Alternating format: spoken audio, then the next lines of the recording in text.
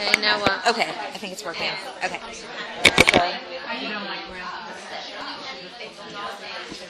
Welcome everybody to the very first Crown Heights Young Entrepreneurs event exclusively for women. So thank you all for coming. If everybody could just please have a seat. We're going to get started.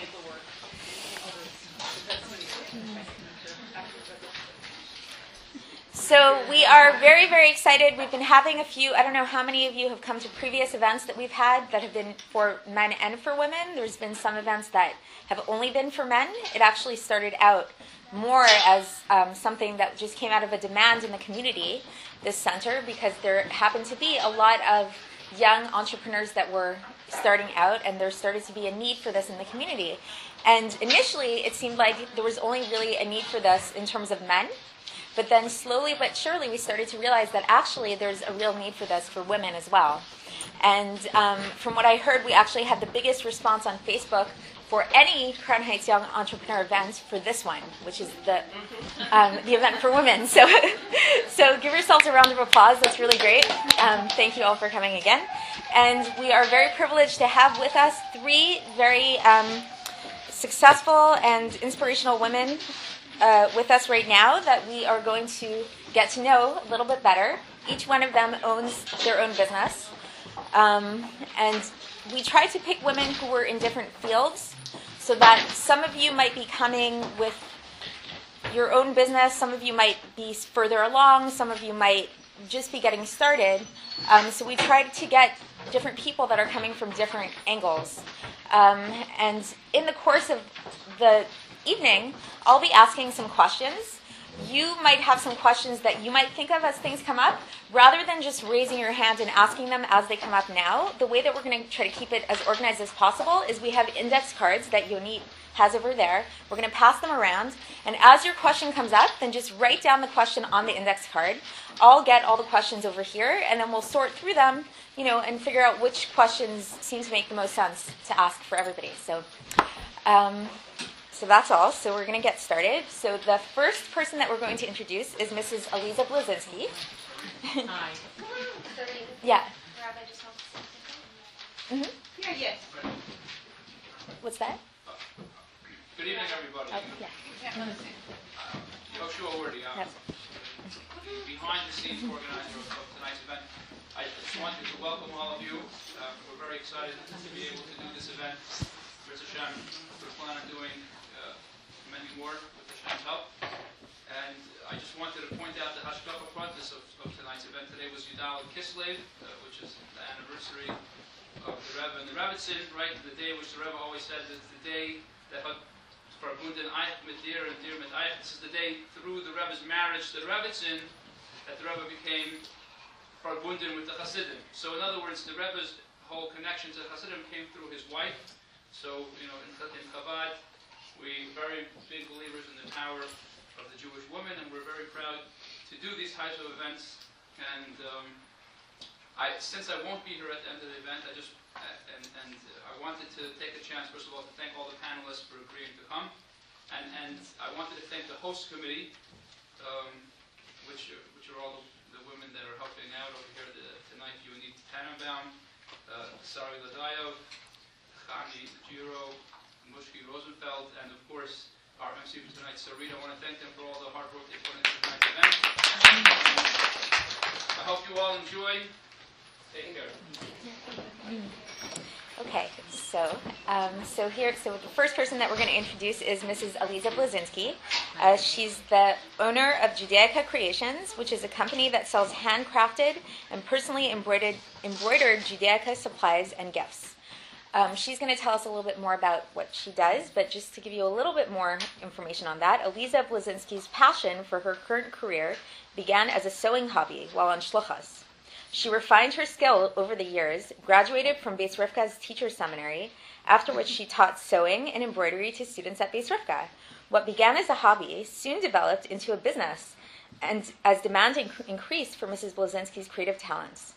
Mrs. Blizinsky is the mother of a large family and likes to think outside of the box.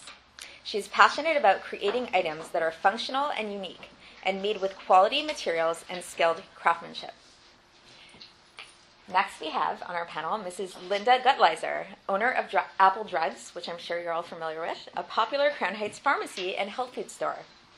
Linda Gutleizer earned her degree as a pharmacist from the prestigious Brooklyn College of Pharmacy before beginning her 30-year career as a pharmacist at Apple Drugs, 23 of which she served as its owner. So she started off working somewhere and became the owner. Mrs. Gutleizer, the mother of a large family, specializes in health foods, nutritional supplements, and specialty foods for individuals with chronic conditions and health-related dietary needs. And last but not least, we have Mrs. Chaya Abelsky, the owner of Triumphant Journeys, a coaching practice and coach training program.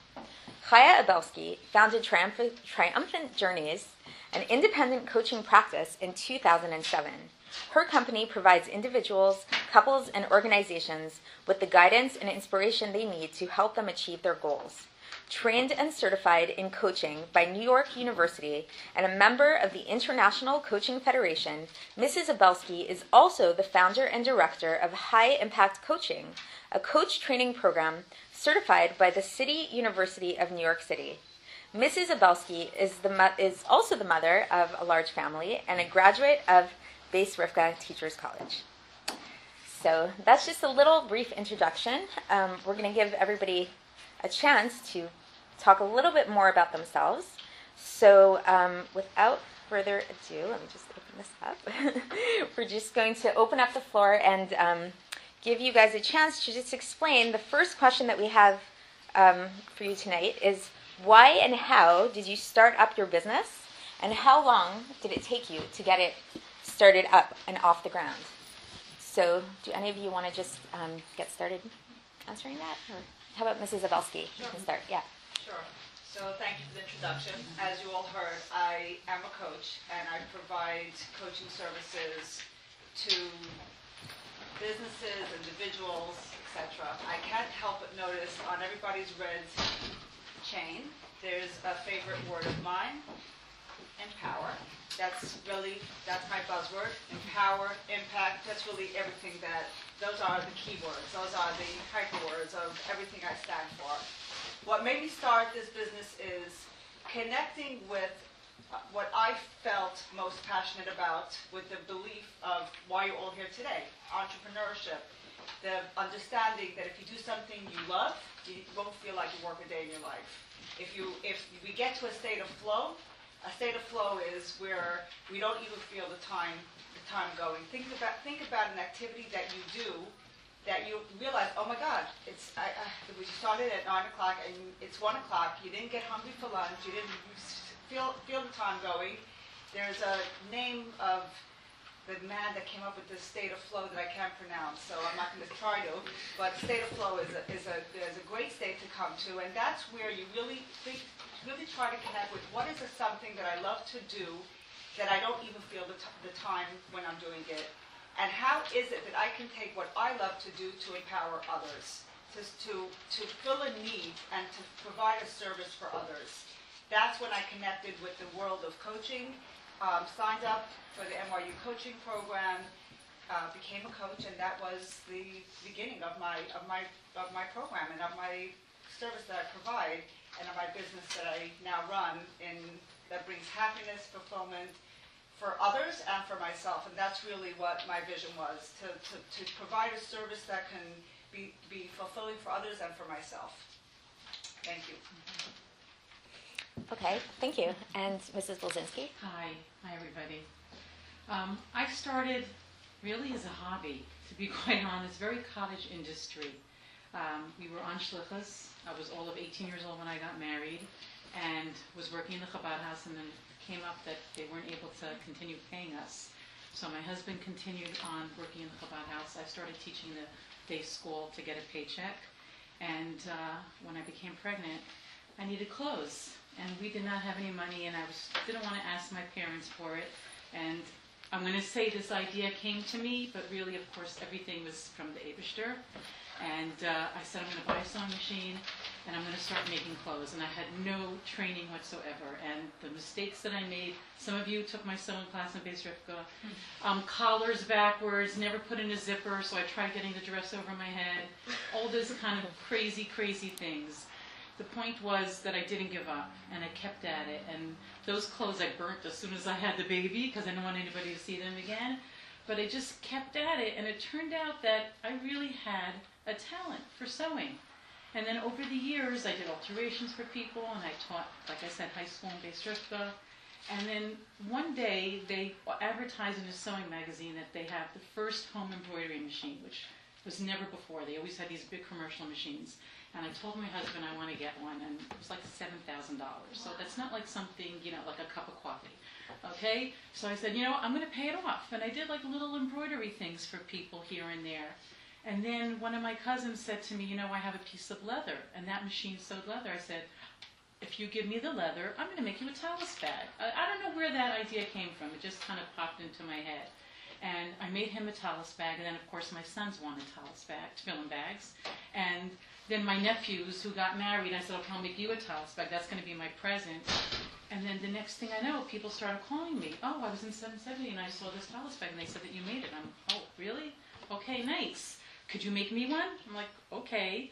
And I started my business in my playroom, which was Pesach kitchen, sewing closet, video, computer, next to the kitchen. So like a customer would come over and I'd be like, okay kids, could you go out of the room now? And I worked like that for about 4 years until every year the business kept growing and growing. And then Shluchim started calling me, and I remember the first day I called and said, you make tallis bags, can you make challah covers? And I thought, sure, of course, no problem. And he started from 3, and then by the time the phone call finished, he ordered 16 challah covers from me. And I was like, okay. I had this little tiny machine that I had to keep rehooping, and then over the years, I had to get a bigger machine until I have 3 big, gigantic commercial embroidery machines right now, and commercial sewing machines, and workers and everything, and it's just thinking outside the box. It's dealing with your passion, because if you don't love what you do, you can't succeed, because it's going to be drudgery. And whoever comes to me and we design something together, they always say the same thing to me. You really love what you do. And I go, I really do. So with Hashem's blessings, Baruch Hashem, it's grown, and Mitzvah Hashem, it should continue to keep growing. Okay, thank you. And Mrs. Gutleizer. Well, I didn't start my business. We bought an existing business. I had a pharmacy license and had 2 young kids at home. Needed a place to work. I wanted to work really part-time. And I called the local pharmacy. Do you need help? And I told him I'm a licensed pharmacist, and he couldn't believe, the owner of the store at the time, just couldn't believe that I was this lady living in Crown Heights, and I have a real license. I went to college, and I have my license. And he said, sure, come to work for me. And it was great, because I had 2 little kids at home, and I was working 2 4-hour shifts a week. Got out of the house, I got about enough to pay the babysitter, but as always seems to happen. And, a few years down the line, I was, working sometimes more, sometimes less, and then they decided to leave the business and sell it to the people that were working for him, which was me, and I do have a partner. And we decided to buy the business. So it was a little bit of a no-brainer, because I was there already, and I saw what the business was about, and it's also, a profession. I went to school, I have the license, and then we bought it, and the rest is history. Nice. Okay. Well, so it sounds like what all 3 of you have in common is that you were all very passionate to begin with about the business that you decided to do from the start. So that's really interesting, and I think that's a good message for everybody. The follow-up question to that is, the business that you have right now, is it very different than how you originally envisioned it to be? And if so, if not, then then not, and that's great. But if so, how is it different, and what did you learn along the way in terms of your original vision of what you wanted to do? Okay, sure. So I like that you used the word envision. To me, number one, when and I'll speak when I answer from my perspective, and I felt that that's actually important placement. I'm talking from me. Now, when I say you have to, it means that I'm talking to myself and what I felt important. A vision of where you want to be going is vital in the start of a business. When you're starting a business from the scratch, it's nice to hear how you shared how sometimes a business evolves with mazel, or with it happens to happen.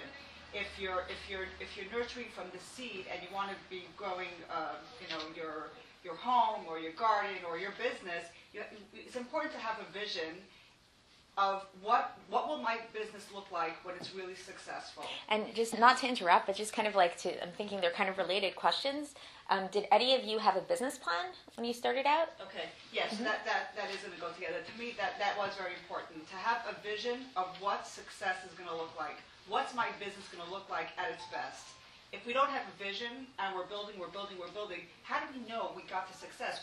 How do we know that, we reached milestone one? If we didn't define it, how do we know that that's where we've already worked up to and we've come to this milestone? So yes, it's important to have a vision and to have a business plan of where you're going. So to the first question of how much is it similar, as much as it's important to first put in that vision plan and that structure to where I want to take my business, and really doing a thorough analysis, the more you're going to put into the preparation phase, the more it's your investment into your business, the more you're going to reap from it. So you do a thorough understanding of what we use it as an acronym of the SWOT analysis. What are my strengths? What are my weaknesses? What are my opportunities? What are my threats? When I look at strengths and weaknesses, I look at me with me. Me internally. Me as a leader of this new business that I want to start. What are my strengths? What are my weaknesses? What strengths am I bringing to my business? What weaknesses do I have in me that I have to be aware of? Now, what are my opportunities and what are my threats? Those are extremely important to know your market. What out there? What is the market opportunity? What are the market threats? What does my competition look like? Who else is out there? What are the important things I need to be aware of? Now that said, it answers well to the question of what Rita answers of how much is it similar. That business plan, that's so important. It's your document that you need to get your business off the ground. It's not a matter of a document that you create and you save and you have it on your file, you have it on your shelf. That becomes your living document. You have to keep your pulse on building as the leader of of your business that you're just starting. Your strengths and your weaknesses is something you have to keep a pulse on. Doctors, as we know, have to go back for training after servicing amount of years. In the world that I'm in, I'm consistently going for training. I have my own coach. I walk my talk because when I'm strengthening my strengths, my business is benefiting from it. I also have a pulse on the market. So it's not. I'm always updating. I try to keep that same passion and life and love of that same business that I started in 2006, now 2012.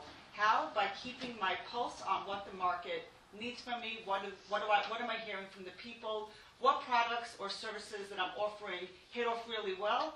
What products and services didn't hit off so well? What did I learn from it? What am I doing to shift because of what I've learned when I brought the product or service out? So to succinctly answer the question, is exactly the same way that I envisioned it? I'm doing the same service. I'm very happy with what I'm doing. But it's not a mold. It's like a mold that I keep on crafting to fit the needs of the outside, and at the same time a mold that I keep on crafting in me. I learned along the line something that was so important, this line of, you attract as good as you are. When I'm working on myself, and when I'm strengthening the me, in whatever way that means for myself, I'm attracting clients at a higher level. So that really resonated, and that's something that I'd love for you to walk away with. It's something, a tool to know you attract as good as you are. Thank you. Okay, and do either of you have something to add? There's a lot of similarities, and yet there's also so many things that are so different. Because of the way I started my business, it wasn't like I made a business plan and then, in 6 months from now I'm going to do this. It didn't happen like that by me. Like I said, it started as a hobby. It turned into, something that people needed or wanted. And one of my biggest things was that whatever I do, I said it has to be like top quality. Like that's my thing. And I tell people, my name is on each talis bag or challah cover, and therefore I'm going to make sure that it is the best that it possibly can be. And why did people start coming to me more and more? It wasn't just even for the beauty of the item, it was also for the craftsmanship. And they really saw that, yes, it is a little bit more expensive than what's out there, but in the long run, you get so many more years, use out of it. So when I go back to like the business plan, no, I didn't have a business plan. My business plan was I'm going to open and I'm going to just try it and let's see what happens. Because to me, I did alterations for people for 15 years. I did a playgroup for 7 years. I taught in Beis Rivka for 7 years.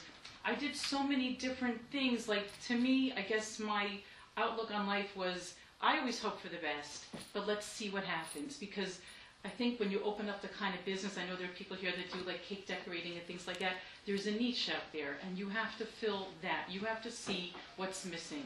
And I went to the Judaica stores and I saw it's the same thing over and over and over again.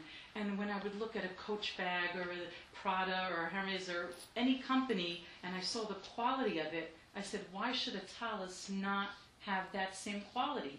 It's Hiddur Mitzvah. To me, I combine, and I don't want to sound like this preacher because it's not me, okay?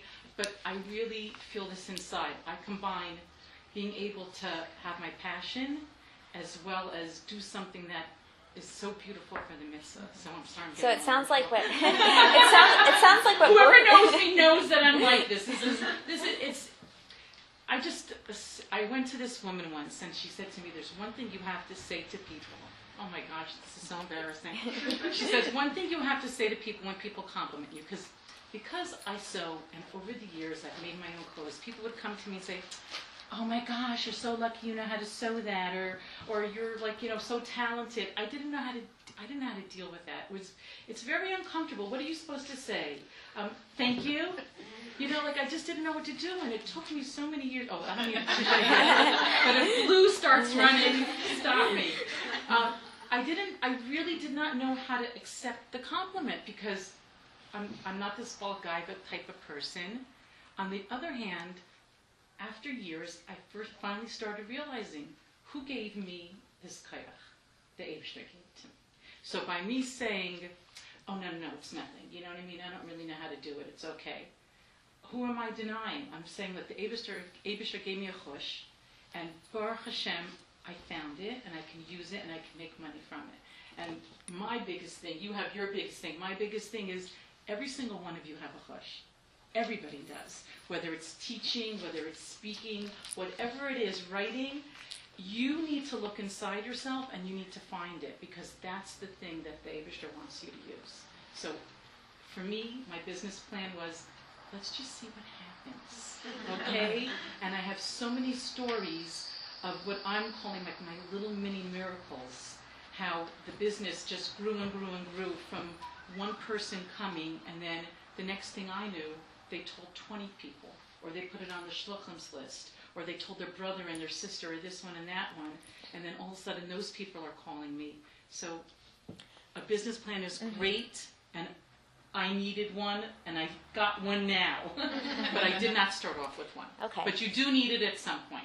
You definitely do need it. So it sounds like another thing that all three of you have in common, we'll get to you in a second for the next follow-up question which follows it, is not only did your businesses start with a passion that you already had, but it also kind of came about holistically. Like the business plan was kind of like an evolving system that was more made up of like core qualities and core like values and things that you wanted to have, but then the specifics of it are kind of like evolving constantly over time. So the question that I have for you, Mrs. Gutleizer, so we're going to start with you, is so a lot of people here, we all have passions, we all have really good ideas, things like that, but then you look at the statistics out there and the vast majority of businesses fail. So is there any way that you can minimize that risk? Is there any way that somebody can look at, or somebody might be passionate about 20 different things. How do you pick that one thing, and how can you test it out in a way to say, like, I don't know about this, I don't want to fail. Is there a way to minimize that? I'm not sure about that, but you really need to be flexible. Your business plan has to be flexible because everything is not cut in stone. We bought into a business 23 years ago. Things were very different. Pharmacy was different. The neighborhood was different. People's wants were different. We bought it together with a health food store, and people weren't into health foods. We were the health food store in the neighborhood. But, as it became more popular, now health food is all over the place, and we're not just the only people. So you have to keep evolving and meeting the needs of the community and the people around you. Because if we would have stayed with just what we had, that's where we wouldn't have grown. Also, in my business, it's a little bit different because a lot of my payments don't come from people themselves. It comes from insurances and, government, and it changes with the government. We get changed along the way, so you have to be able to move it so you suffer less losses and, figure out where your strengths are and move on. So you need to constantly be evolving. It can't be like a plan that's written in stone and, I'm following this no matter what, because you're seeing it's not going according to plan. And unfortunately, life doesn't always go according to plan. And you got to move up to it and change your path and keep with it. Good answer. Yeah. Okay, and do either of you, we'll probably have time just for one of you to answer that. Can you, anything that you can add, either of you, to that? Like,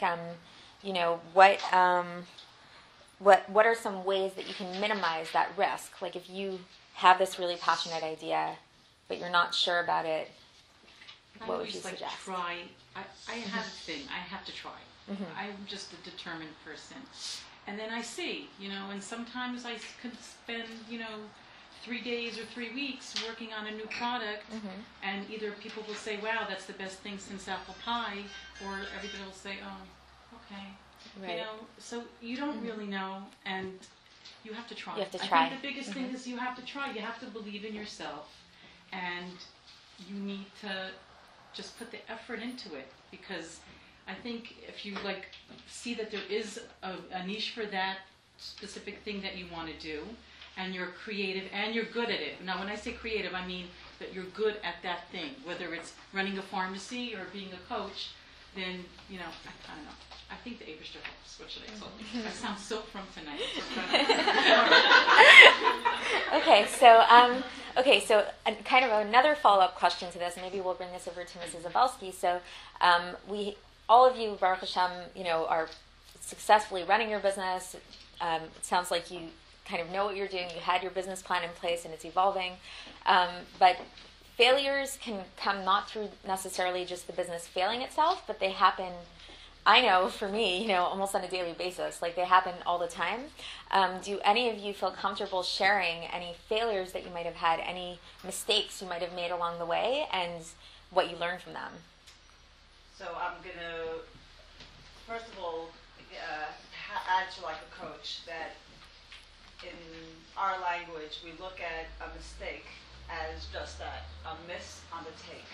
And there's a lot of learning and opportunity. Everybody falls. Nobody just has success in every single thing that they touch. We have things don't go out exactly as way we wanted it to be. It was a miss on the take, and that's okay. It's not okay if we don't take the time to learn from the mistake, what we're calling a mistake. Okay, what message was there in it for me? So when we use an opportunity that comes to us as there was meaning in that as well, then we come out ahead. Because just to put perspective on it, I'm going to answer it if I have a minute. There's a small book. It's called There's a Hole in My Sidewalk. There's a hole in my sidewalk. The Romance of Self-Discovery. Anybody heard of it? I read the poem. So that's the poem. The book is the poem, and it's beautiful. I recommend the book. But on the same note, I had a man that was in my house for a long time. On every Shabbos, he would come to me. His parents weren't from, and he would come to Crown Heights to spend Shabbos here. And we ended up spending a lot of time together because it was every single Shabbos. And he once said to me, he goes, and it just feels noteworthy to answer the question and to speak to the audience of a take-home message that's very poignant, always remained with me. He said, Chaya, when you want to become a Baal Tshuva, so Hashem realizes that you have this in your mind, and he sends you a test. If you pass the test, you're on to the next level. If you don't pass the test, he says, okay. And then several months later, a week later, or several months later, or a year later, you have the same test. If you're able to get past that test, So then you're on to the next level. So how that answers, to me, that's the romance of self-discovery. It's not just becoming a Baal Tshuva. When you are running a business and you hit a mistake, there was a message in it for you. That, when you're going to solve that part of your puzzle, you'll be on to the next stage of your business. You'll be on to the next stage of you as a person. Because your business that you run, behind that is you as a leader. There's a message in it for you whenever something doesn't go 100% your way. It was Hashgacha Pratis also. That's the way it was meant to go. So there was a miss on the take, the way you seeing it, but there's a poignant message in it for you. Okay, thank you. I have Okay. something I'd love to Yeah, say, sure. because, again, I came at this business from a different way, so I had a lot of mistakes along the way. I wanted to run it very Hamish. I mean, I was dealing with Lubavitchers and Crown Heights and no problem, don't pay me up front, like all that kind of stuff. And then I had the story where, like, somebody not local ordered a talis bag, and we went back and forth through emails, and I sent her the mock-up, and she said, yes, great, everything, how soon can you have it? And I didn't ask her for the money because I kind of, like, knew her. So I didn't think there was a problem, and I went ahead and made this whole talis bag. And when I say custom, I mean the name is embroidered on every single piece. There is no taking it out. So I wrote back to her and I said, okay, it's ready. And she wrote to me, why are you writing to me? I said, what do you mean, why am I writing to you? This is your email. Here, it's ready. I never ordered it. I'm like, okay, wait a minute. Am I like in the twilight zone? You said you wanted all this. I highlighted all that. I emailed it back to her. She goes, I never confirmed it. I'm like, okay. Seriously, I thought maybe I'm like hallucinating. I said, this is everything. It has the name on it exactly like you said, the design, the colors, everything. And then she hit me with the doozy. And she hit me with this. Well, it says on your website that you take a 50% deposit. You didn't take any money from me. And I just was so taken aback. I said, are you for real? She goes, yeah, I am. I'm for real. I go, if you can't afford to pay it, I'll let you pay it out. No, I never confirmed it, so I'm not taking it. And for like 3 weeks, I was seriously, like, smoke coming out of my nose and feeling sick because how did I... First of all, I was mad at her, of course, so then I was mad at myself. How did I do this? This is a business. And business and friendship and everything else, you really do have to separate it.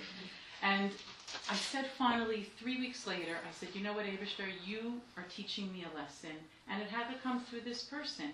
And the lesson is just what I said. There's business and then there's friendship, and you want to be the nicest person in the world, but at the end of the day, when you put in 15 hours of work, you want to get paid for it. And so from now on, I took her thing as my thing. You know, that's it. I 50% deposit or credit card or something, and it just took this whole weight off of me. I wasn't angry anymore. I just said, Abishter, thank you. Thank you. It was only a talis bag. It could have been thousands of dollars. And so my biggest thing to tell people is, you know, like I said, there's business, and we're doing it to pay tuition or to buy groceries or whatever it is. If you're putting the time into it, then you need to respect yourself also. And so keep it as a business, and that was my big one. Yeah, that's a really good good answer, and it made me think of a question that I'm going to get to that I didn't prepare you guys for. But first, I'd like to hear Mrs. Gutleizer answer the same question, because I think I just know from a previous event that we had here, this question of mistakes is like a big one. And it's like it doesn't get addressed a lot because, like you know, I read business books all the time. You see these motivational speakers and talks and everything like that, and everybody always wants to sound so positive and so upbeat and so like let's go, let's do it, but when you actually get there, then, you know, it's not that easy, and it's good to see it from a different perspective. So, I really don't have much to add to this, but mistakes, you know, really happen on the way, and you just have to figure out, you know, how to keep going, you know, doing that. We've all had the same issue with money-wise. I mean, businesses in the neighborhood, unfortunately.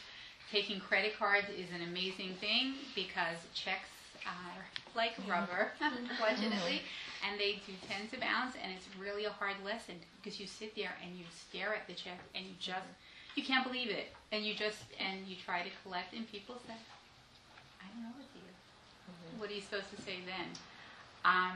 Just try to, by minimizing anything, say out from what you mean, And I'm a little bit of a different thing, because a lot of my area is service. It's not always goods, it's information.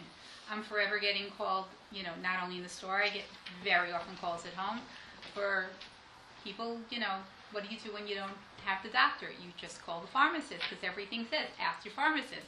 My number's in the top list, and people tend to call on a regular basis. Sometimes it's convenient, and sometimes, it's just not.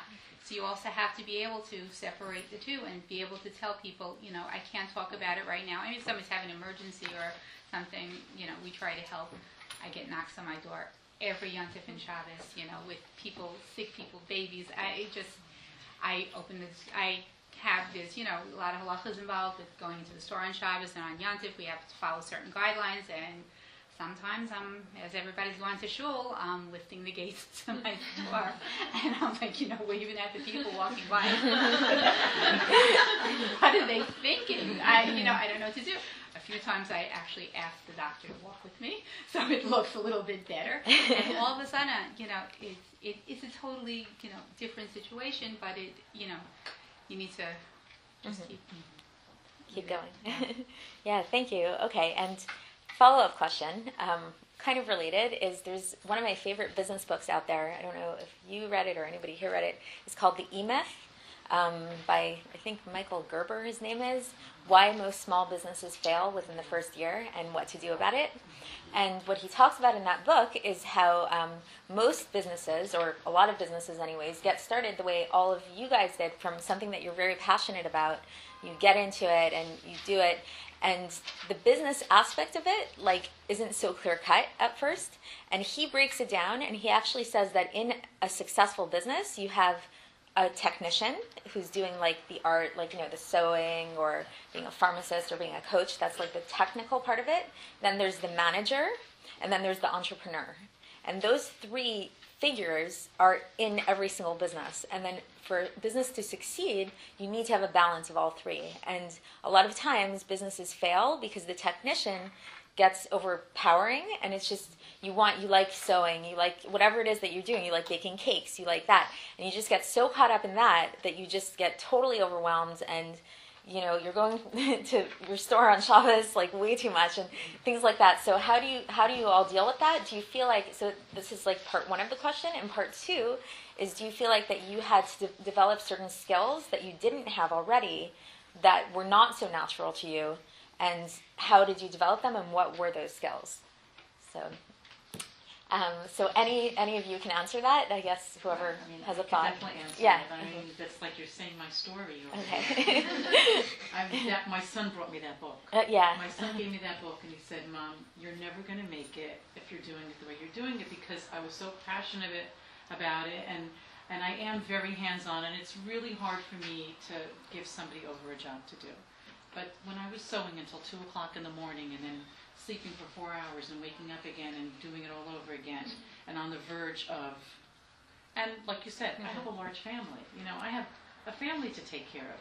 I said, okay, I think it's time to read this book and to look at it and to see. And one of the things that is not my strong point, because I think it's the right side of the brain that's the creative part of the brain, the left side of my brain with the math, really on the low scale.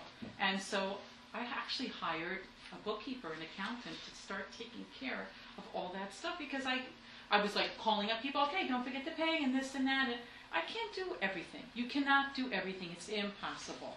When I was just starting out, and I think whoever's just starting out in a business and you don't have the money, somebody backing you, then okay, you can do it. But as you grow, you really do need to take a step back and to say, I need to hire an accountant to take care of the books, and I need to hire a lady, like in my case, it was a lady to do the sewing, so I trained her. And once all that happens, I'm not going to tell you that I don't do 10 jobs, because I still do 10 jobs. I'm not that big yet. One day, everybody. But right now, I still wear a lot of different hats, and that's my business plan right now, because, like I said, there was nobody that came to me and said, okay, your business sounds great, here's $200,000, start it. I started it with my credit cards and paid it back, Baruch Hashem. And so I'm building my business. For me, my business plan is just to go slow, and as I expand, then I can hire more people to help me. So that's what works for me, you know.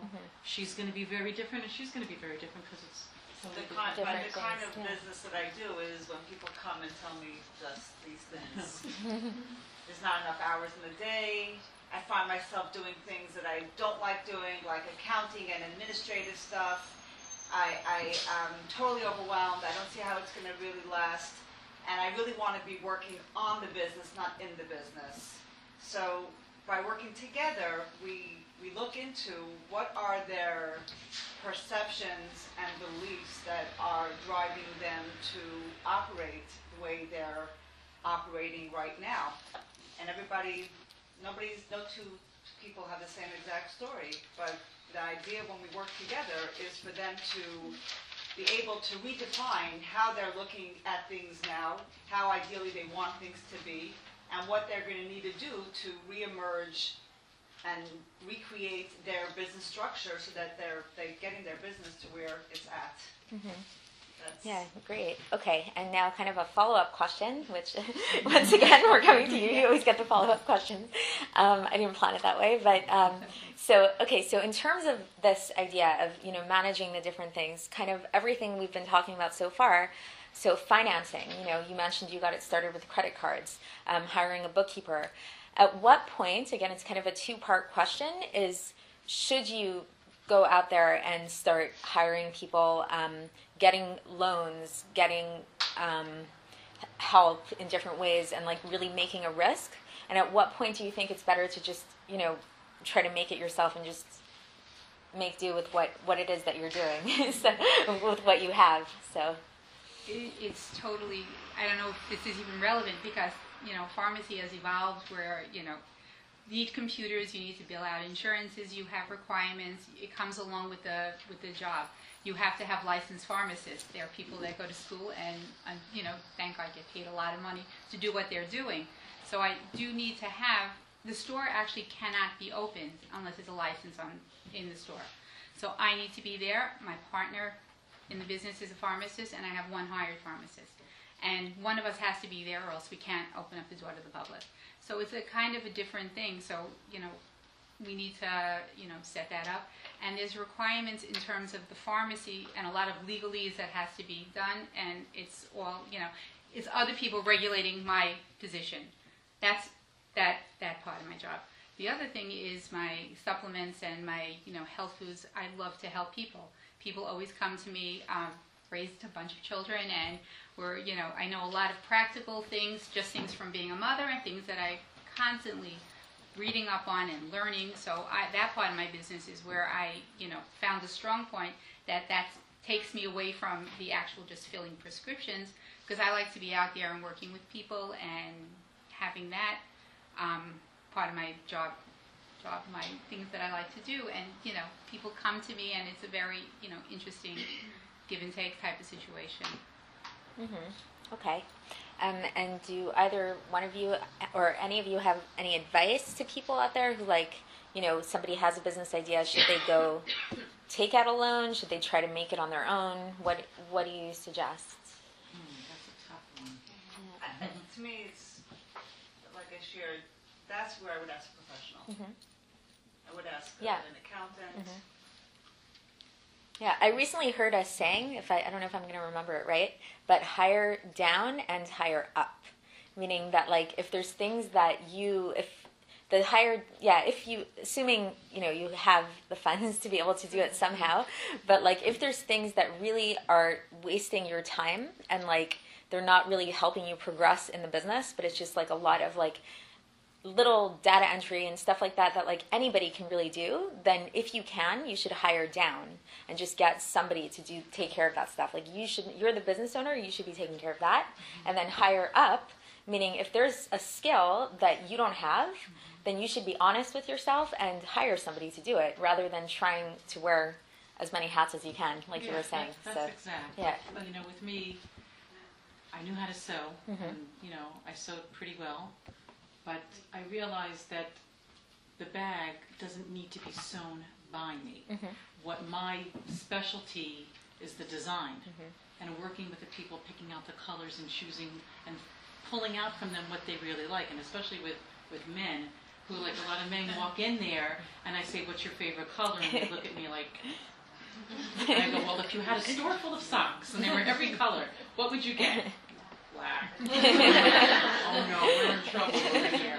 So that was my hush, and that's what, like I would say, you know your hush, you know what you're good at, but I don't need to sew the bag. As long as I know that that person is sewing it the way I want it sewn, and that was like the first thing that I would say to them.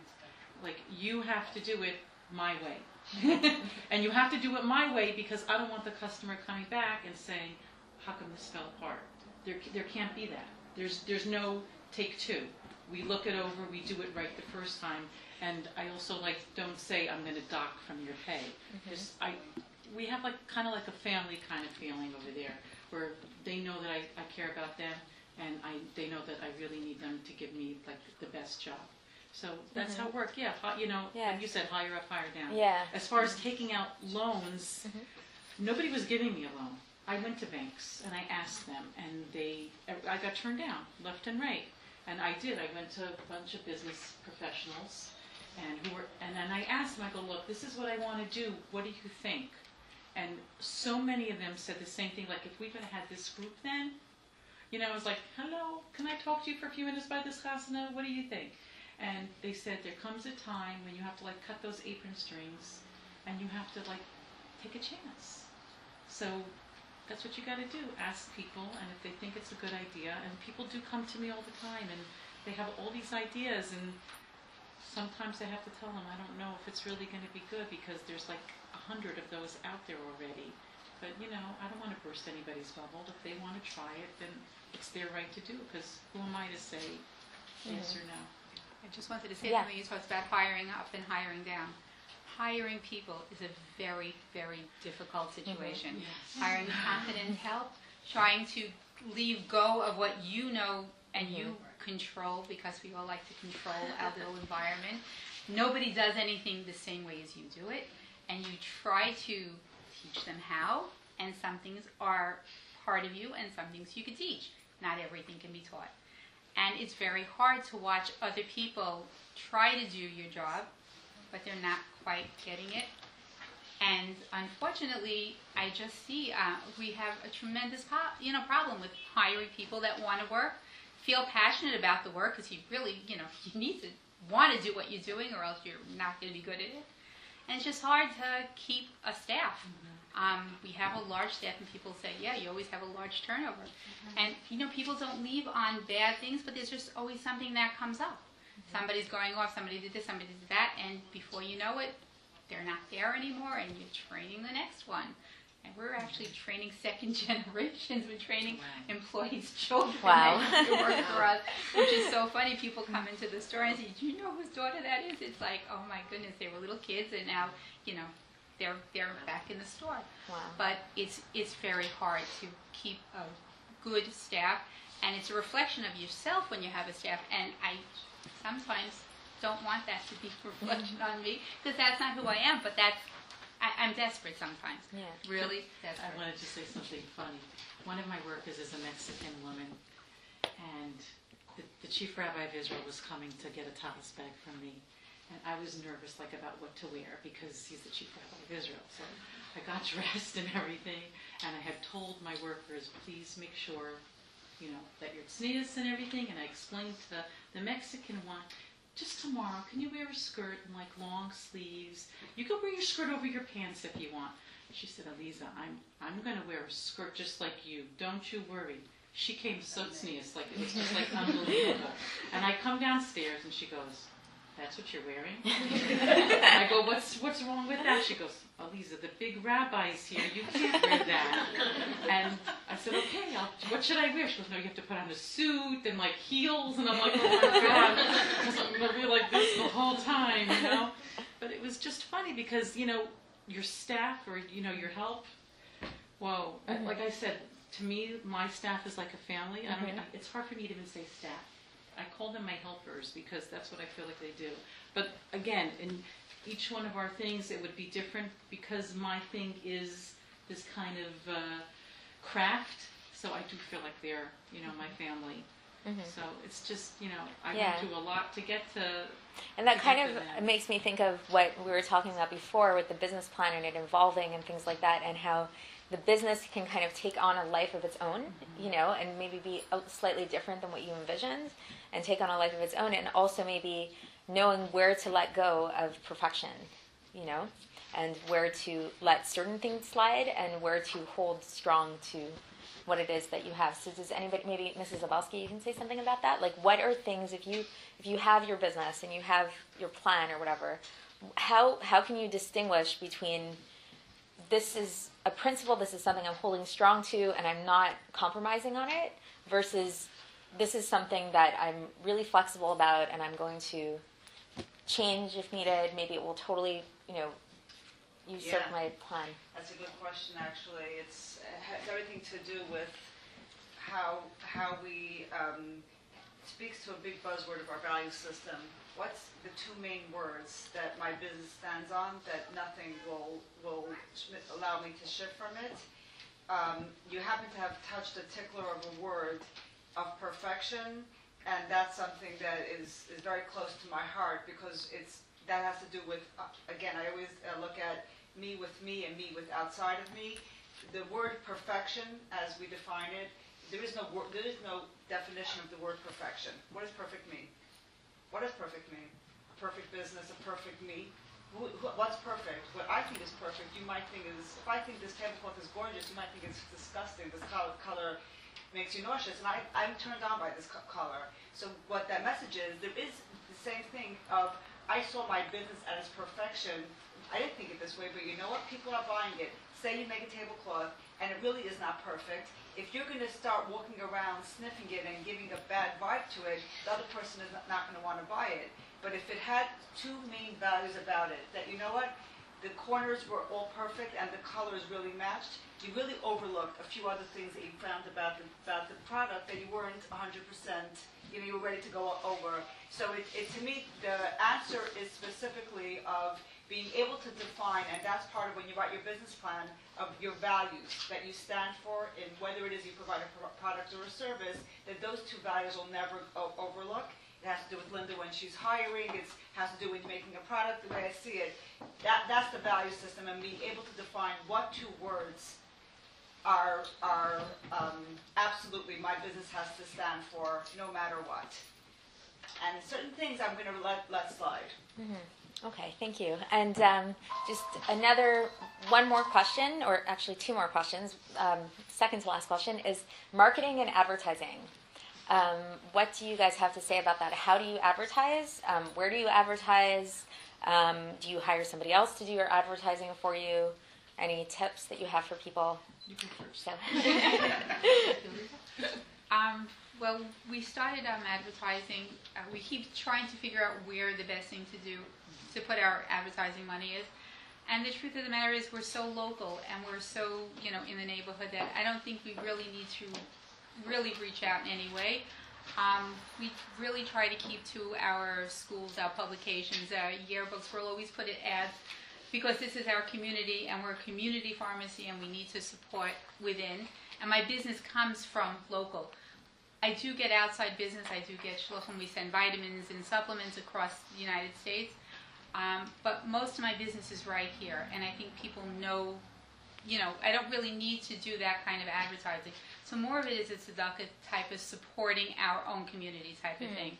Because it's not, I don't need to be out there as much as like the next type of person. Advertising is a huge amount of money. And I really had to weigh whether it was worth it or not. I tried an ad in one of the local papers. It was like $350 for a one-time ad. I did it Chafei Shvat, so I figured, wow, that's a great weekend. And then I took a poll. Whoever walked into my store, I said, oh, how'd you find out about me? And this person, oh, I ate by someone's house and they had a gorgeous challah cover. I ate by this person's house and they had a talis bag from you.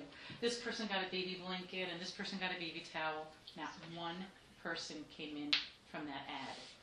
And so I had to decide because, again, I've had people come and ask to be my partners and I really don't want a business partner because then they'll start telling me use a cheaper zipper and use a little bit less. And my thing is perfection in my product. It has to be perfect. And I do Facebook. Facebook, like right now, I'm up to almost 4,000 like friends on my Facebook page.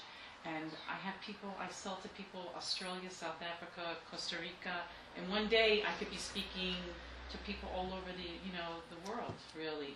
And a lot of people, what I ask them is, if you like what I made for you, please do me a favor. Could you tell the next person?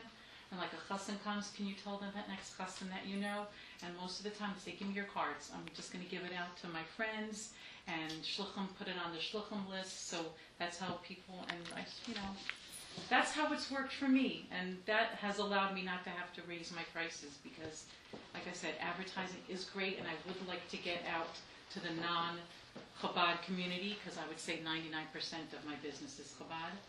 And slowly now it's starting to go out to the other communities, and I'm sure if I advertise there, it would be a little faster, but I have to take the slow road because that's what I can afford to do. Okay, thank you. And Word of mouth is without a question.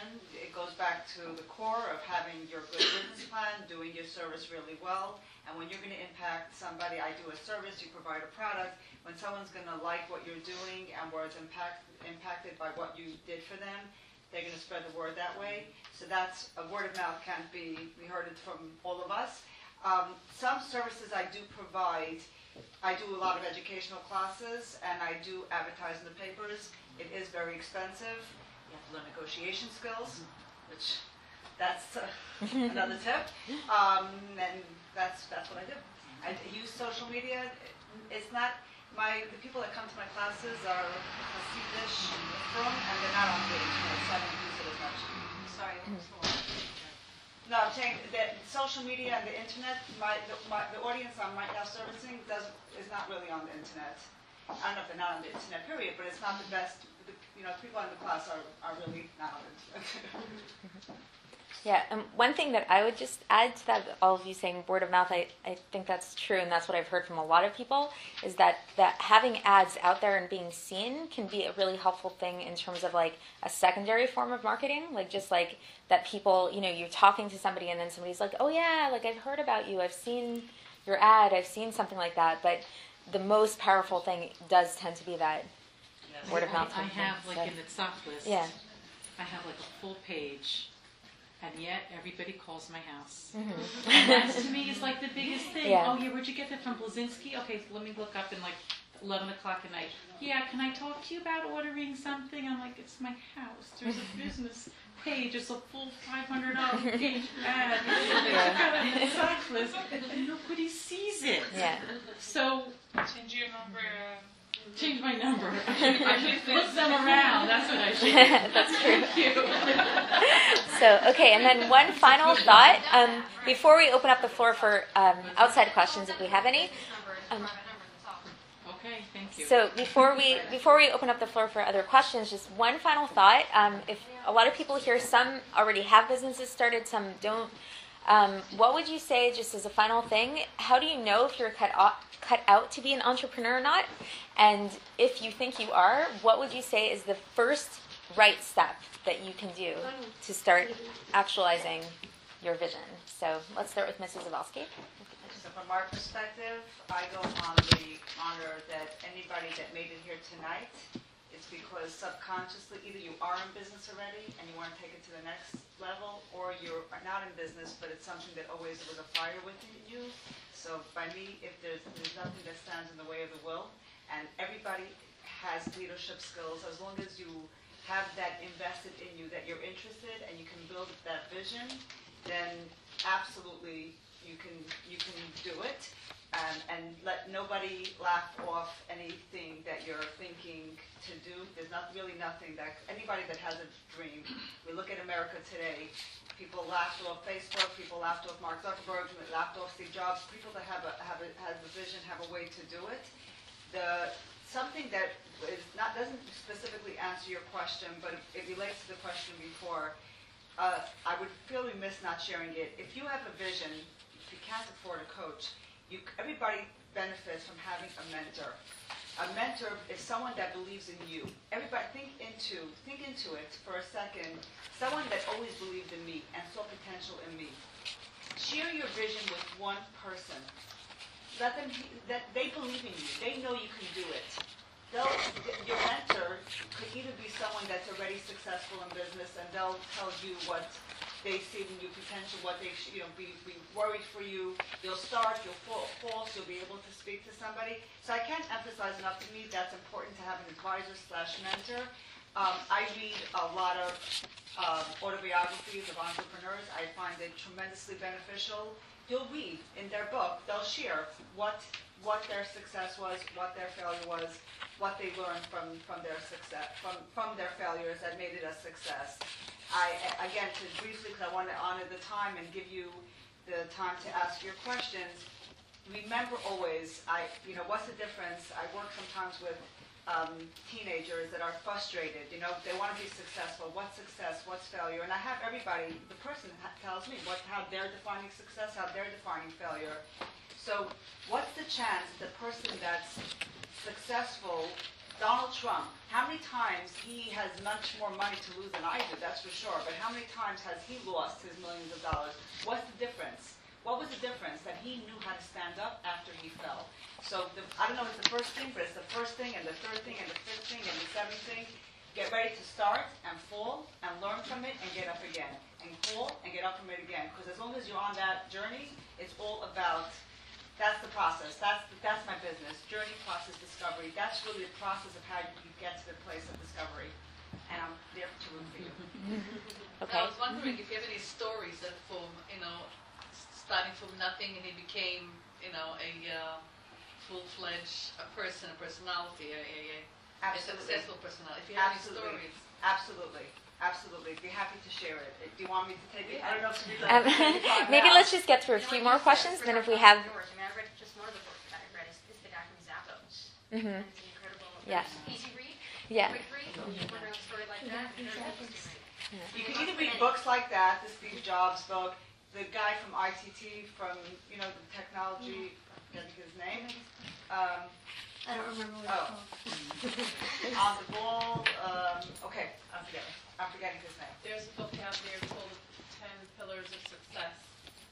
Fabulous book. It takes a person through everything from an idea, all the steps they need to do to be successful. Fabulous book. It's a thin little book. Gives you everything you need. Great. Another Okay. tip for marketing to women, don't think pink.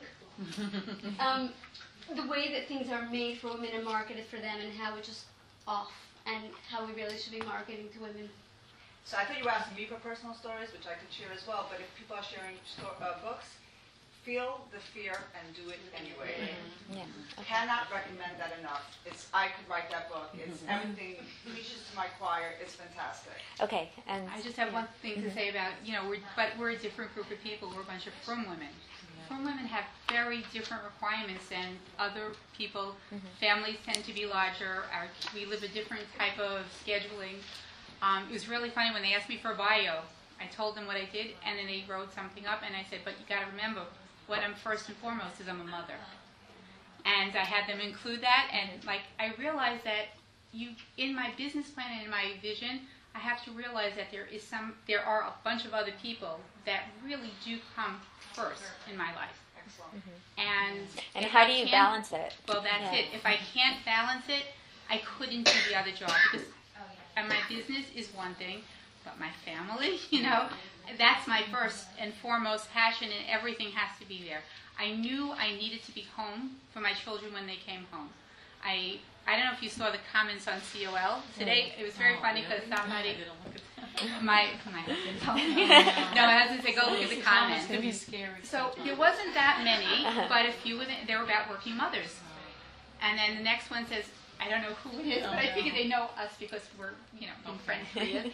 I know two of the women, and they've always been there for their kids, and I'm thinking, thank God. Because otherwise you come off as this business person, and I just had a really very interesting experience in school where a new Rebbe from one of my sons has me penned out as this working mother, this business lady, And I walk in, and that's who he thinks I am. He thinks my kid is just, I'm not home for him. He's this like latchkey type of kid. And he had me all pinned at, and my kid is a spoiled brat. It was so not true. But you know what? You need to learn how, yet when you choose a plan, it has to include family, me first, and then the business. And any business you go into, you have to know if you can balance both, because you can't let one suffer. I took over the first floor of my house. I lived in a two-family, like a mother-daughter type of house. First I took over the garage, and that was my business. And then when my tenants were moving out a year later, I thank God was able to take over their thing. And so many times I wanted to move to Kingston Avenue because I know that instead of advertising, I'd be right there. People don't know about me. There's a lot of people. I'm sure people over here. She does what? I didn't even know that she exists. I get that all the time. But I have 9 kids, and I need to be there for my family. So I said, even though my business is not going to be as big as it could be, I'm staying downstairs in my house like that. My kids come home. I'm there for them. If they're sick or whatever it is, I'm there in my house. And I just want to say something about the previous thing. Like, you all have to believe in yourself. I believed in myself, but so many people laughed at me. So many people. Even to this day, I answer the phone, hello, Judaica Creations, and I hear on the other end, oh, it's so cute, Aliza, you sound so professional. And I'm like, excuse me? I'm running a business over here. And they're like, oh, it's so cute how you answered the phone. Oh, it's so sweet. And then they come in, and this is my favorite part. They come in to a professional business with, like I said, commercial machinery and everything very lit up nice and painted, and the floor, and like I wanted everything just to look very, professional and warm. And they're like, oh, wow. And I go, I know, you expected me to be this little bubby sitting in the corner of my rocking chair with my glasses on my nose, embroidering your husband's towels back. I go, I would still be making the first one if I was doing it. So you're going to speak to people, and you be very careful about who you speak to. Because there's those negative people, and just don't even go there. Go to the people who have a positive outlook on life, who will tell you honestly, not just say, oh, that's a great idea, yeah, you got to do it. Really somebody who's going to give you the time to think about it, and you have to believe in yourself. Because if I didn't believe in myself, that's it. I still would be sitting in the corner with my bubby glasses, embroidering by hand. And with that said, that was great that you brought that up. So they wrote about me that I'm a mother of a large family, and thankfully I have children. And I think I pale in comparison, though. It doesn't make a difference if it's 1, 5, or 10. Baruch Hashem, it's true. As soon as we get on to the next stage in life, and we are a mother, that our mothering becomes our priority. So how do we manage time, and how do we manage our vision of running a business, and what does career woman really sound like? I should share that my career is all home-based. On the phone I coach, I do telepresence, I use technology as my friend. A lot of my services, I do organizational coaching, I work with a lot of nonprofits, building nonprofits, go-to meeting works. We see each other, we work with each other, or sometimes by coaching you don't have to see that. So there's a lot of options today that are out there. It really answers and combines, again, how do you manage all your tasks and activities, be a career woman, be a wife, which is its own thing, be a mom, and even if go out, find a guy, if I'm still single, how am I really going to put that together, define your value system. But depending on your value system, that's what makes it to your to-do list. And one other tip that I'll end off on is I believe that when you wake up in the morning, as busy as you are, I'm a big fan of the to-do list. There is a great book from a coach, Getting Everything Done, I forget his name, but his belief is whatever is on your mind is taking space. Put everything down on a list. It works for me every single day. Everything I have to do, calling the orthodontist, calling my doctor, calling the baby, taking the baby to the doctor, all that, everything gets on the list, and whatever is on the list, the belief is that whatever you write down on that list gets done by the end of the day. Try it. Tell me if it works for I you. do it at night before I go to bed. Like that, I go to bed. Right, and you sleep better. And another thing that I've learned, it's in the coaching world, and it's everything we know as from people. You see it from not from people, whatever they call the universe, God, spirituality. We as from people have the gift that we're programmed. We wake up, we say brachos, we thank Hashem for getting back on Hashem on a new day. Take the time in the morning to be present and think about what do I want my day to bring me, what do I want to accomplish today. We invite Hashem, and we said it in different languages, but it's really a power that we are default connected to, that tap into it. Ask Hashem for guidance for your day. Really take the few minutes in the morning to be present, and your whole day has a different taste and energy. Okay, a question just came up, which is something I was thinking about. When you get phone calls at home or at off or inappropriate times, how do you get the person to call you back and not someone else so that you don't lose business? Which is a question I wanted to ask also. You all work in different fields. How do you deal with competition? Do you feel there is competition out there, and how do you deal with it? And in terms of this type of thing, because we're talking about balancing out your home life and your family, so is there this inner drive within you that's like, okay, I know I need to take care of my family, but like I'm losing some deals right now, and how do you deal with it? In the beginning, when I got phone calls at home, I always took them. And then my children started telling me that it really annoyed them. And I just had to open my eyes and say, hey, they're right. And I have to try and find the right way to tell people that it's not okay to call me at home. And you have to be very firm. Say, oh, I would love to speak to you about this, but you're calling my home number now. And they're like, oh, I'm so sorry. Go, it's okay. But let me give you my work number. And, call me back after 9 o'clock in the morning. I'd be really happy to speak to you about that. So that wasn't easy for me because that's not my nature, but I had to do that, and that was for my family. I had to do that. So that was that one part. Competition, I'm going to say that there is no competition. Oh my God. But I don't feel like there is because I really feel like we took this and we like that. And, Baruch Hashem, people tell me that also. The interesting thing is the competition started trying to copy my things. And that's when I guess I was upset about it at first. And then people say, why are you upset? That, imitation is the best form of flattery. I still don't want them copying my things because I spent a lot of time thinking about how to put the zipper in, and then they go and kind of do it crooked or like this way or that way. But I just know with what we put into our thing, that you can't beat that because we're making our thing.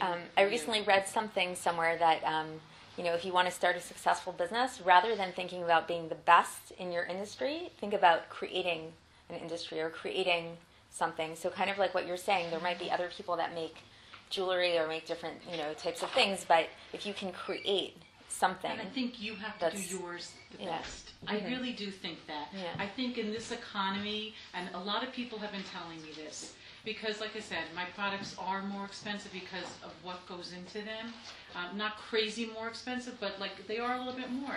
But in this economy, I think people are okay spending a little bit more to get something that has the value, that they know that is going to last them, as opposed to spending a little bit less and then it breaks or it falls apart. So I think anything that you do, I think you do it right. There has to you have to do that, and I think when your passion is also in your product or whatever it is that you're doing, people see that. You know what I mean? Like when you talk to people and you tell them what your business is, they see that and they believe you, and they believe you because you believe you. Like I sold and I sold Tupperware, but I believed in Tupperware. I really believed in it. I thought it was the greatest thing until Rubbermaid came out with their stuff, and Rubbermaid was like half the price. I didn't believe in Tupperware anymore, so I couldn't sell it anymore. So I can only sell or do what I believe in. Some people are talented at not having to do that, but again, you have to believe in yourself and be 100% that this is what you want. Because that's what you need. Good. Okay. And do either of you have a story about competition? How you deal with competition? It was really hard for me a few years after we bought the business, and of course we bought the business with our last dime. You know, we were saving up to buy a house, the big dream, and business opportunity came, and we used all our money to buy the business. And we had notes from the previous owners that we were paying out the business. That's how we were able to afford the business. Put some money down, and there were two previous owners, and there were two partners that bought together. So we had notes from them that we had to keep up with. And a few years into the business, there was another pharmacy always on the corner of Montgomery, but unfortunately the owners had passed away. They were elderly people, and the store closed, and it was an empty store. And within months of each other, there was a store, I'm on the corner of Crown, store in the middle of the block, and then a store on Montgomery Street. And I froze. I kept thinking, how am I going to pay these people back? I can't. I don't know what to do. And my husband just kept telling to me, Parnassus from the Avishta, don't worry about it. You do the best you could do and try to figure it out, and you'll see. And I don't want to, it was horrible, but the store that was in the middle of the block, they invested a lot of money into the business, into making this store beautiful. They wound up closing. And I can't say that I was happy, but sigh of relief. Like, we're going to be able to make it. Because at some point you can't even see that. All you see is somebody taking your customers, and they're staying open till 11 o'clock. Do we have to stay open? I can't stay open till 11. I got to get home. What are we going to do? And it's, you really begin to panic. Competition is so scary. But then it makes you work harder at what you're doing because you need to be better. You need to offer a service that they're not offering. And now I think there's a healthy balance. But of course we have those big chains that come by, and they're always calling us up, write in and see. They want to buy us out. We'll buy your business. We're a family business. We're a community-based business, and we really feel strongly about, keeping it here, keeping it in the community, and servicing our customers. So that's all we could do is be the best in our spot. But that competition, I still can remember the feeling of it's not going to happen for me. Mm-hmm. Wow, that's great. Okay, and final question. Can I There's. take that question just for a minute over to Isabel? Oh, sure. Some of you are in goods versus services. You're in the service line. Exactly. Okay. You're under the being the best that you can, going out there in different ways. So I opened a course. I partner with Brooklyn College, and I'm at Rivers College, and I teach people how to become a coach. Because a lot of people came to me when I started, oh, hi, you do coaching? Wow, I always do coaching. People are always talking to me. So I started, I already have a relationship with the college because of other programs that I run. So I approached Brooklyn College and asked them, would you be interested in doing a coaching program in Brooklyn? They were thrilled. We started the program, and as I'm preparing my collateral, my copy edit, and I got all of a sudden from the professionals that I'm working with, hi, you're crazy, you're making your own competition in your own backyard, you're training and making other coaches, you're taking away. I'm like, no one, my clients won't go to their clients won't come to me. In the area that I provide coaching, it's always a relationship. The people that I attract are not going to be attracted to them, and their people that they attract won't attract to me. So I'm not concerned at all about that. Every time that I'm training a coach and they're going out, everybody can use a coach. Everybody should use a coach. It's not the ruchnius hasei l'charav, but it's really under that idea of having a mentor. Having a coach is really not a mentor because we don't give advice. We believe you have the answer in you. So that's to answer that question. Between the goods versus the service. Yes. Do you refer, like you said, it's about the relationships. Yes. If somebody comes to you and it's not working out, would you refer them to a competition? Absolutely. And sometimes someone, it's not that's what I'm saying. Right. Another coach. Yes. Some people come to me specifically for organizational coaching to help them by physically organizing their office. That's not what I do. I help organize their mind. I'm very brain-based of what they need to do. Where's the gap right now in their business? One of my students does that. She loves making, organization. She helps unbelievable. So I'll refer them to one of my students, absolutely, or somebody else I know in the industry. Feminine coaching, things like that. One of my colleagues is, great feminine coach. So I'll sent to her. So I think that's a really powerful message, because I think it goes back also to the idea of not trying to do everything. Like, you could have thought of, oh, somebody needs organizational coaching. Okay, I'll do that. Somebody needs it. Instead of saying, like, this is my specialty and I'm going to stick to that, and whatever it is that I'm doing, and just really try to be, the best. I just wanted to add just a quick little thing. Sometimes people come to me, and like I said, because the thing is a little bit more expensive, they'll say, oh, can you give me a break, or can you give me that? This is how much I need to sell it for in order to keep my business afloat. And like, there were times I'm like, okay, let me give them a little break, let me give them a little discount, but you know what? I'm only hurting myself. I need this money to pay my machinery, to pay my workers. And so if somebody really gives me a hard time, I said, please, go to Kingston and go buy a ready-made one. Right. Like, my pleasure. I'll even call the store and make sure they're open for you. Because if they really know what my value is on my product, they're going to come back to me. And that really has happened. They've gone there, and then they come right back, and they're like, oh my gosh, there's no way we're buying that. Okay, fine, we'll find the money somewhere. But then other times they go there and they buy it, and I'm really happy with that. So, that's called being an honest person. If somebody can't afford it, then please go ahead and go where you could afford it. You don't have to feel bad. I think it's also about recognizing sometimes customers, we tend to think of every customer as good, but sometimes customers can be doing you more harm. Sometimes you have to fire a customer, basically. That's what I want to know. How do you fire a customer? How do you fire a customer? That's my question. Aliza Blizinsky. How do you fire a customer? I'm sure we can make it a question. Yeah. When do you fire a customer, and how do you go about doing it? So communication. I think you yourself answered it. Is number one, being 100% honest with yourself. If you're realizing that this is not working for me, this customer makes me stressful, she keeps me up at night, for some reason, it's a sense of intuition that we are blessed with, that something doesn't feel right. We can then communicate that. There's nothing wrong with her. She's okay. But there's something wrong in your relationship right now. Something doesn't really feel right for me. I don't know that I'm the best provider for you right now. Yeah. Being able to communicate that, just what you're feeling. There's being honest with yourself, because you're going to come off worse. That she's going to trigger you, and you're going to put her down, and then you could do damage to your business, because she's going to start saying, you buy by Aliza Blizinsky. She's a horrible person. You should see how she spoke to me. I would not recommend people going there. I know. But if you were truthful with yourself, it's really great meeting you. I just don't see this working out really well. I don't think I can help you. Yeah. And Mrs. Gutleizer, what about? You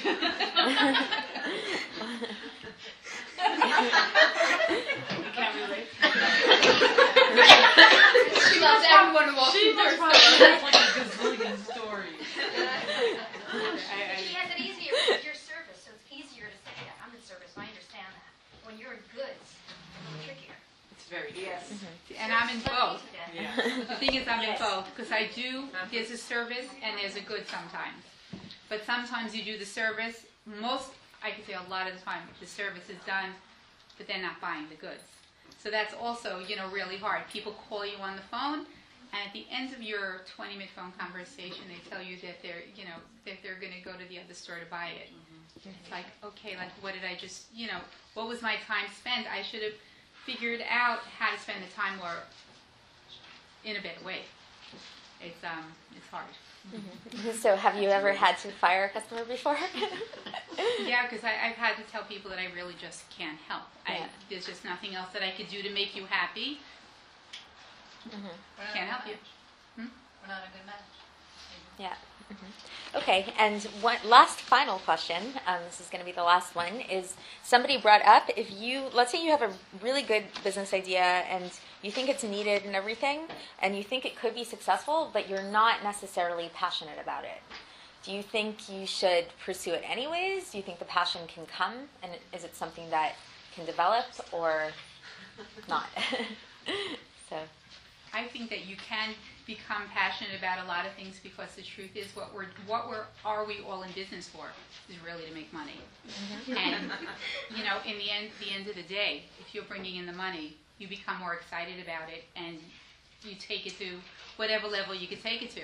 But that's basically what you see. If you're once you start making it and you're earning, you definitely like the idea and you go with it. Okay. I love that. That's just fantastic to realize. Then something that you said before that's really good. The bottom line is that when you're in it to make money. If success is shining light, so you go with the light. Something that Aliza said before that was like worth it to underline. When you're 100% with what you're selling, whether a product or a service, it comes through in the way you're giving it. That's called clarity. When you make a decision I'm really happy with this, you're going to sell it with clarity, and the other person receives it exactly in that way. Yeah, this is what I need. If you have even an ounce of doubt, through that ounce of doubt, it's amazing because it's energy. The customer picks up on it and starts questioning themselves. Do I really need it? Is it really a good service? Is it really a good product? But I really like that you said that when it relates to the question, let's say I'm not passionate about it. Once you're making money and it's going in a good way and the light is showing it to you, it's your responsibility then to, what is it about this business that made me think of it to begin with? Maybe you're not passionate about. Maybe passion is a word that you never. I would love to know where passion does show up in your life. What does passion really mean to you? I would kind of explore it a little bit more. But if you're already in something and you're successful with it, strengthen yourself with it. Be 100% with it because it's only going to add to the success of your business. Mm-hmm. That's Okay, thank you. And do you have anything to add? Well, yeah, as a mother of 6 boys and 3 girls, it got to the point now where my children, they went through the whole yeshiva system and getting married, and now what do? Because that shlichus thing is not the answer for everybody, for very few people. So I try and help my kids find, I'm a passionate person, that's who I am, but not all my kids are like this. So, one son, he's very good at organizing. Is he passionate about it? No, but he has that organizational skill, and he's good with the accounting, he likes the business, and so, I encouraged him, okay, you like this, so, he went to now accounting school. And I'm trying with each of my kids to help them find what they like. The word doesn't always have to be passion, because that's my word, but what for you is something that you're interested in or that you believe in. So it doesn't have to have that emotional thing necessarily, but you have to find something that you know that you could do and that you could do in the right way. So that's my... Great, what thank I you would very say. much. Okay, thank you, everybody.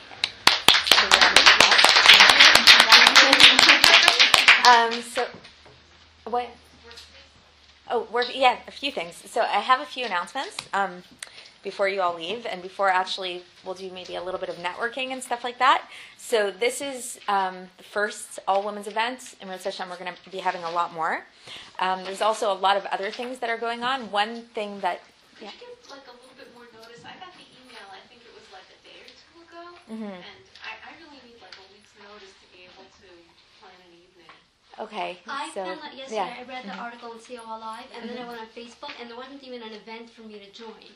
On Facebook? Yeah, yesterday. Oh. So There was it was an event. really, really. Okay. It must have gone up today because Okay. when I was last night, I wasn't there. Yeah. There was an event. I don't know why. There were I don't older know, events, but, like okay. past events, but not this one. Oh, you know what? Because we made a different page. That's one of the announcements, actually, is that we made a Facebook page specifically for women. So if you go onto Facebook, you can now go onto Crown Heights Young Entrepreneurs-Women, and you will see that's our page. And through that, there's an event. So there's that. What else is going on? So we have the most exciting thing that we have to announce is we are in talks with the Geshem Center about creating a workspace for women.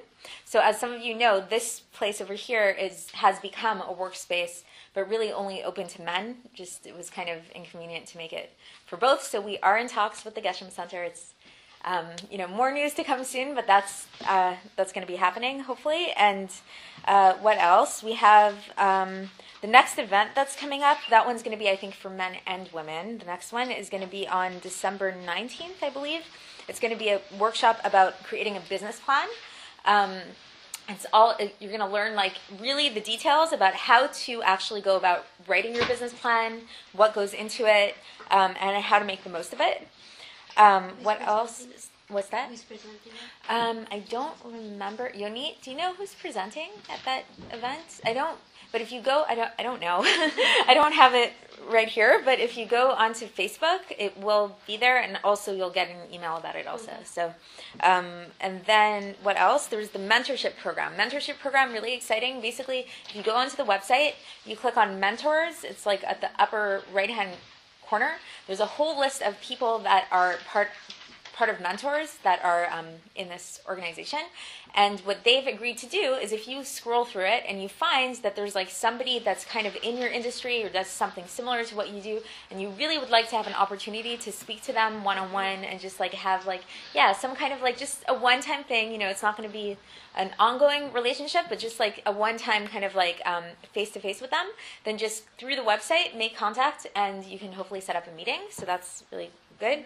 And then the other big thing that is just a really recent innovation is we're creating something which is like a support group for entrepreneurs. And the criteria, this is going to be something that's not going to be like, a big event, a big workshop or something like that. The idea that we have, and it's still very raw, so we're definitely open to suggestions.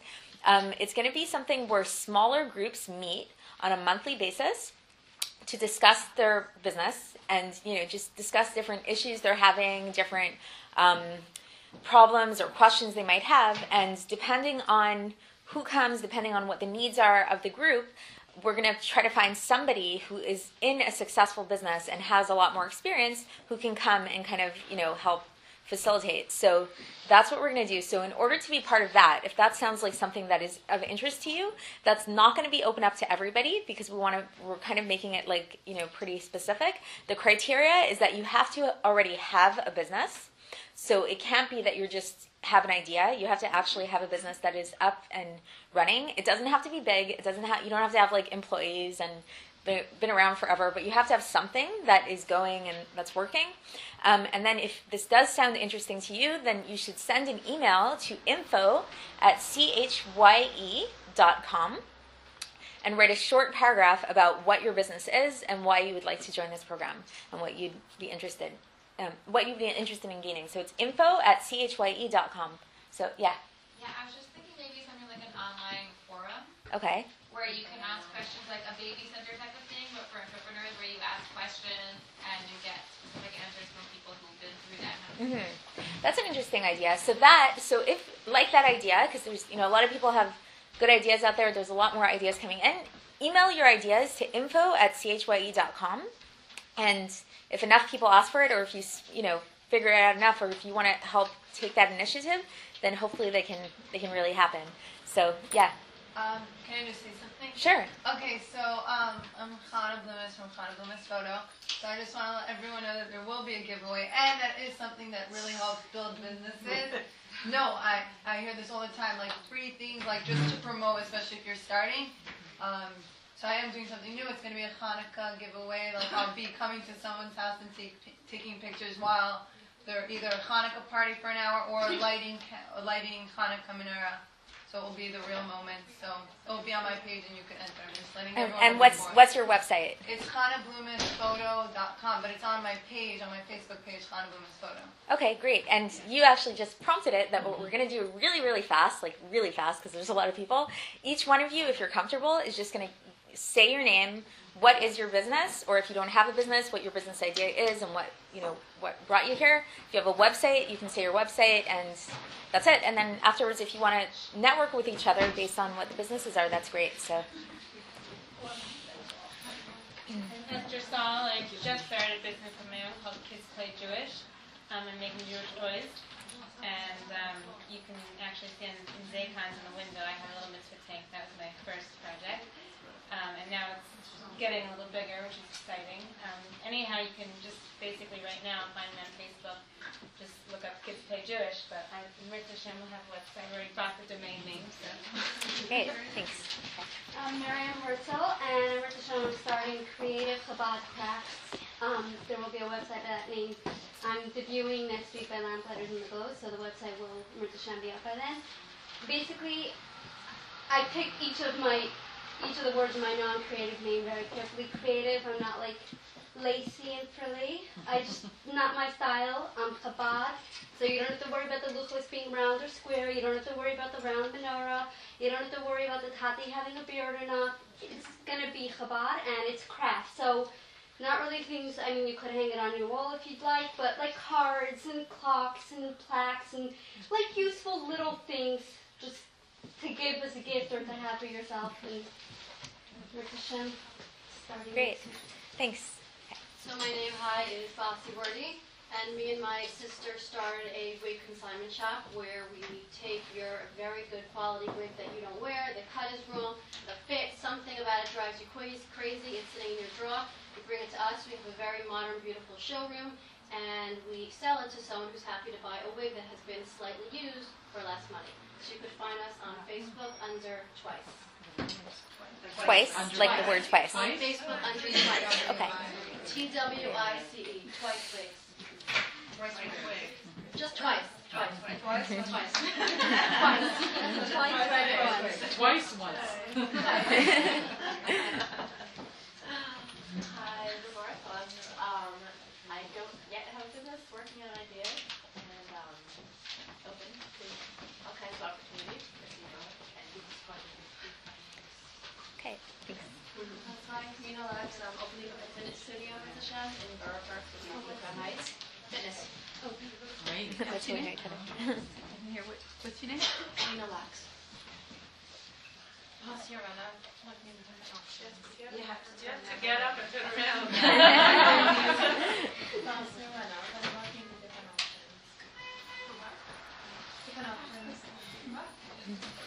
Looking at her, she's a... Hi, I'm Sheila Northwest. I hope to do something in fashion, so I'm entertaining a lot of different ideas. Okay.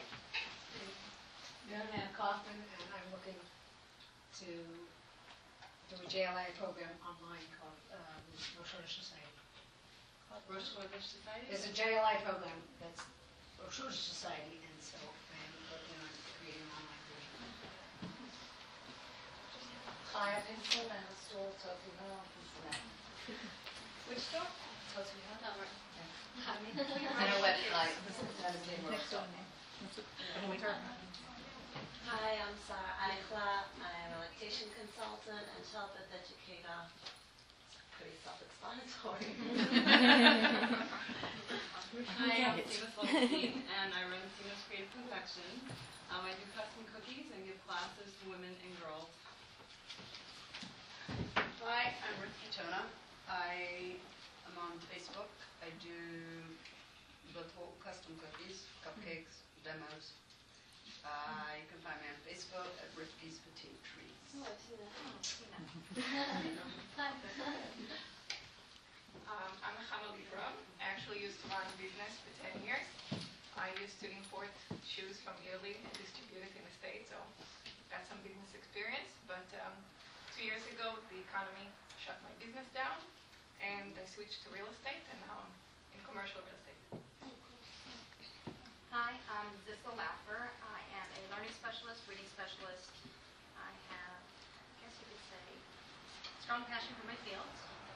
I'm studying now, I would say, holistic methods of treating children. I'm really excited to take my business to the next level with different projects.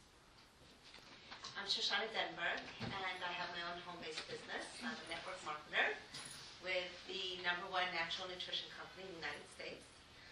And I help people with their health to create a healthier home for their families, for themselves, of course. And I also help train others who would like to learn how to do home-based business in the health and wellness field. And this is my, you could say, upline, Pesky Herzog. She introduced me to the business, and that's how it kind of works. What company? Shackley. So I'm Pesky Herzog, and I introduced Shoshana to the business, and as well as many others. I have a very large organization helping people become healthier and become wealthier at the same time, which is what we were talking about today. And my ideal client is people that have a passion for helping others. So you train people about the product and about health and nutrition? Yes, I have a license in nutrition. Fantastic. And you train others on how to do it. I'm Basi Wolf. I wrote a children's book which was published under a pen name because my children were frantic that their classmates were going to tease them about it. And it was published a few years ago, Fatal Finds the Way. And so I'm looking to branch off into other children's educational products. I'm Chaim Bar Chaim. I'm a student, a business communications major. But I am an employee for Olive Champ, and I'm an incredible boss. And because of that, I feel like the business is like, it's as important to me as it is to her, and I want the best for it as much as she does. So I'm just saying, if any of you are employers out there, you should talk to her. She's incredible. And I really admire her so much that like, I come to these events and she like tells me like, she's like, go, it's so good, and you're gonna bring back all these ideas to me, and you're gonna tell me about it. And it's really great. That's why I'm so happy that these events happen. Very nice. Okay, hi, my name is Itzi Kreiner. I'm a CA provider and I work with special ed children. Recently I've opened up like a fund for CAs and educators where I rent a room out. I have a room and in there I have state-of-the-art toys and equipment for CAs and educators to come in and rent out. Because when you're a CA and you're an educator working with children, it's forever evolving. You buy equipment, you're like, well, this doesn't work for my child, or you're thinking, is this worth investing in? I need the child to move to the next level, and you keep on, you need to change, and it gets pretty difficult. We want the best for the children that we work with. So I've opened up this fund, which it's a $75 membership and just a $25 deposit, which, to cover basics. So they come, they take out, they rent out, they bring back in. Also, if a parent, CA or educator feels, they want something, like they need something that's expensive and they can't afford it, it's beneficial for the child, they'll speak to me and I'll try, my best to come up with the funds to work it out. So it's called Toys to Lease. You can check it out on Facebook and. What's it called? Toys? Toys to Lease. So you guys can take out your phones right now. There you go. That's my question. Hi. My name is Malky Hershkowitz, and for like fun, I went to the Culinary Institute, the kosher place, and I loved it. So my ultimate goal is like in progress is to open up like a coffee shop, kind of like kosher Starbucks. You can like sit and just relax. Like really good food. So it will be called Sin City. Just look out.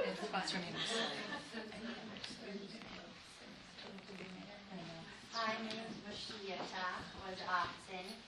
I work in education, but I also do crafts with kids. I run crafts classes and travel to camps and different parties and that stuff. She's the duct tape lady. Otherwise known as. In simpler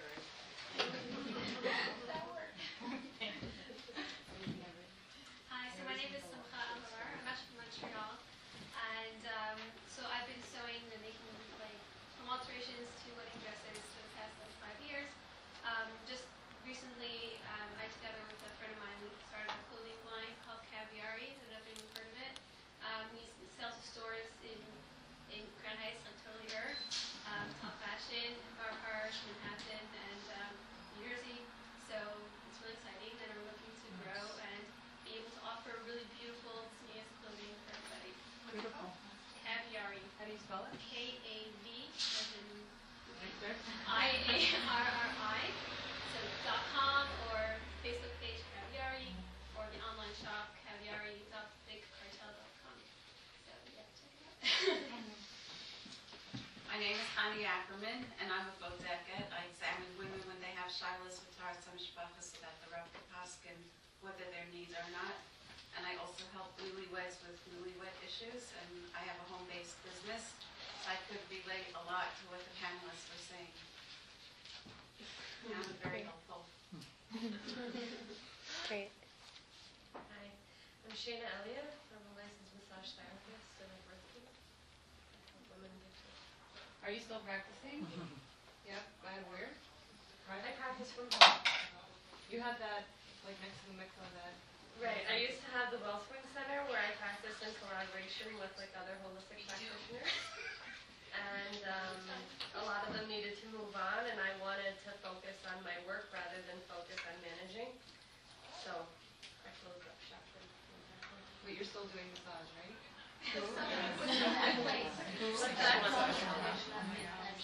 Yes. The number's still the same. I pay extra money every month so that anybody who has that number, certificate or whatever, it will come to a voicemail box, so I will return the call. Okay. Okay, my name is Connie Bureau. I'm from New York in sales.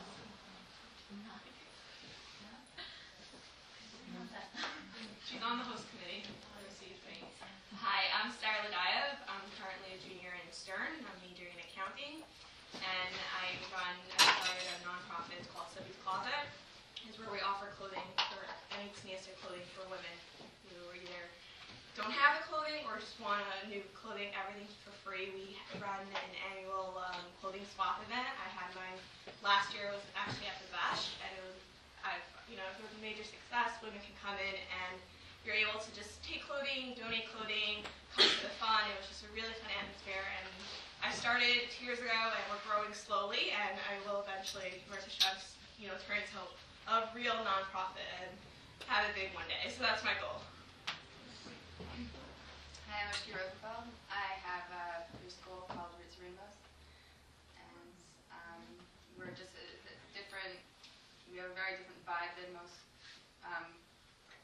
preschools and playgroups in Crown Heights. It's just very clean and a very small class and a lot of teachers. So, yeah. Who? My name is Chava. I'm trying to be a desk organizer. So I'm trying to launch the business into being a desk organizer. What is your name again? I'm Chava Wexler. I think I'm the only one here from Borough Park. Okay, and back to the front, you're neat. Okay, we still have a couple more. Us too, yeah. So. Hi, I'm Yoni Tannenbaum. I started a PR company. It's public relations. I promote businesses, individuals, organizations, all kinds of things online, mostly written material. Facebook, social media. So, yes, thank you. It's very nice to see all of you. We have a nice group on the host committee, so I want to thank them, and I thank all of you for coming. So thank you. And how can they get in touch with you if they ever want a PR? Something? YQ Media on Facebook, yq-media.com. Okay, and I'm Sareed Switzer. A lot of you know me. I run Crown Heights Fitness, and I'm also the co-director for Kinneret Yoga. Crown Heights Fitness is a fitness center where I teach some yoga classes, and I also employ other fitness instructors either in the studio itself, or I send them out to people's homes or gyms or schools depending on what people need. And I also train people to become yoga instructors both in Israel and here in New York. So and how do we find you? Right. Good idea. So either through Facebook, or it's really easy, Facebook or crownheightsfitness.com. Or if you're interested in the yoga teacher training, KinneretYogaTraining.com. So it's KinneretYogaTraining.com or CrownHeightsFitness.com. And both of those for emails is just KinneretYogaTraining@gmail.com and CrownHeightsFitness@gmail.com. Really easy. So thank you to the presenters, and thank you everybody for coming. And if you want to stick around a little bit and network with each other, you heard somebody say something that relates to your field, you're welcome to do that. And thank you. Oh, and somebody left a glove. I don't know if somebody lost a glove. I must tell you stories. So. My grandmother house and my father in Kingston.